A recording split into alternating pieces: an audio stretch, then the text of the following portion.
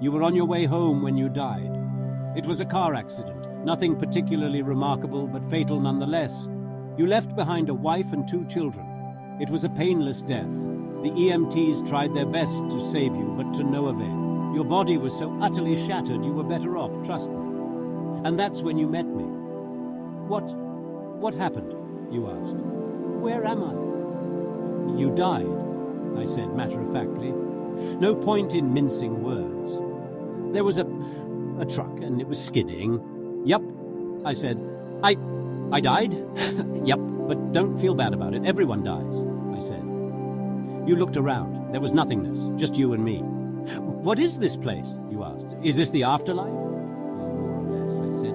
Are you God? You asked. Yup, I replied. I'm God. My kids, my wife, you said. What about them? Will they be all right? That's what I like to see, I said. You just died and your main concern is for your family. That's good stuff right there.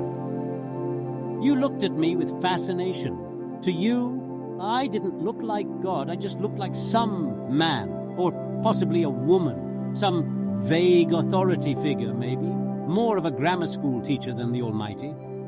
Don't worry, I said. They'll be fine. Your kids will remember you as perfect in every way. They didn't have time to grow contempt for you. Your wife will cry on the outside, but will be secretly relieved. To be fair, your marriage was falling apart. If it's any consolation, she'll feel very guilty for feeling relieved.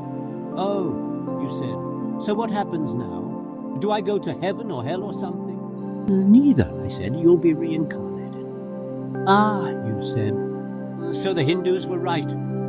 All religions are right in their own way, I said. Walk with me. You followed along as we strode through the void.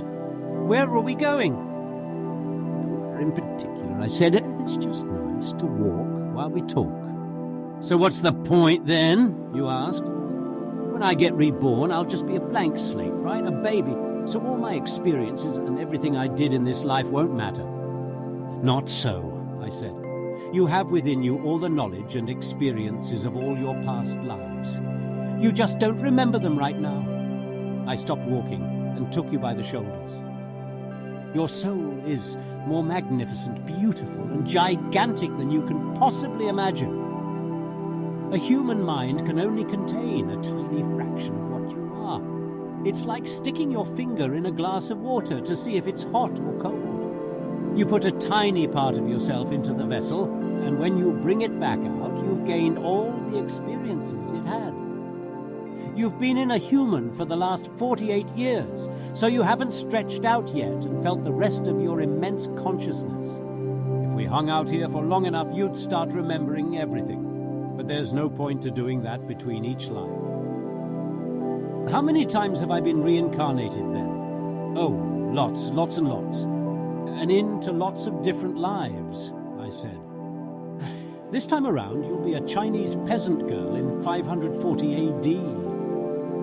Wait, what? You stammered. You're sending me back in time. Well, I guess, technically, time, as you know it, only exists in your universe. Things are different where I come from, where you come from. You said, oh, sure.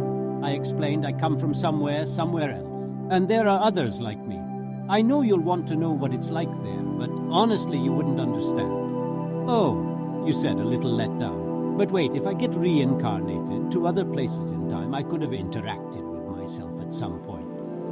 Sure, happens all the time. And with both lives only aware of their own lifespan, you don't even know what's happening. So what's the point of it all? Seriously, I asked. Seriously? You're asking me for the meaning of life. Isn't that a little stereotypical? Well, it's a reasonable question, you persisted. I looked you in the eye. The meaning of life, the reason I made this whole universe, is for you to mature. You mean mankind? You want us to mature. No, just you. I made this whole universe for you. With each new life, you grow and mature and become a larger and greater intellect. Just me. What about everyone else? There is no one else, I said. In this universe, there's just you and me. You stared blankly at me. But all the people on Earth, all you, different incarnations of you. Wait, I'm everyone? Now you're getting it, I said with a congratulatory slap on the back. I'm every human being who ever lived. Or who will ever live, yes. I'm Abraham Lincoln. And you're John Wilkes Booth, too, I added. I'm Hitler, you said, appalled. And you're the millions he killed. I'm Jesus, and you're everyone who followed him. You fell silent. Every time you victimized someone, I said, you were victimizing yourself. Every act of kindness you've done to yourself. Every happy and sad moment ever experienced by any human was or will be experienced by you.